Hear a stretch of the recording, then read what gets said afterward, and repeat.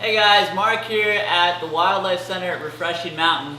Today we're going to be talking a little bit about different snake families and about rear-fanged venomous snakes and what that means.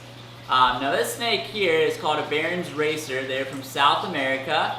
They're what we call mildly venomous. They're rear-fanged, so they do have fangs like a viper or a cobra, but their fangs are in the back of their jaw.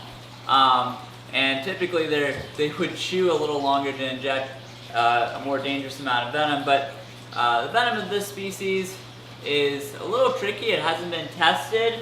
There's little known about it, but any bites that have been recorded have had pretty localized effects. Anything that has venom in our collection, we use snake hooks. We use the same procedures that we would with a very potentially dangerous snake. That's why I'm using my hook here, just because we want to avoid a bite at any cost, especially with something that there's not much known with the venom. Now these guys are beautiful snakes. They come in a sky blue coloration as well. Sometimes they're in a brown coloration. They get to be quite large. This one's probably close to 6 feet already.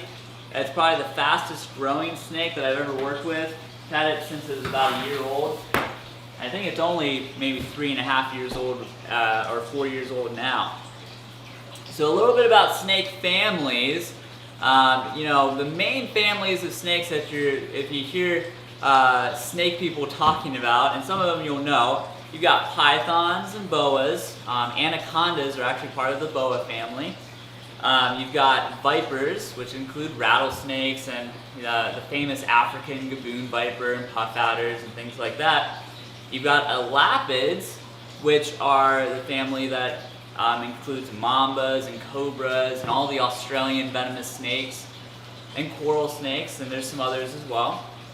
And you've got colubrids. Colubrids, people don't maybe know, are the largest family of snakes, and they contain all of the typical snakes: garter snakes, rat snakes, king snakes. All your typical harmless snakes that you would think of are almost all in the family colubrid. Now there's also venomous colubrids, which people do not realize. This one being one of them, the Barron's racer.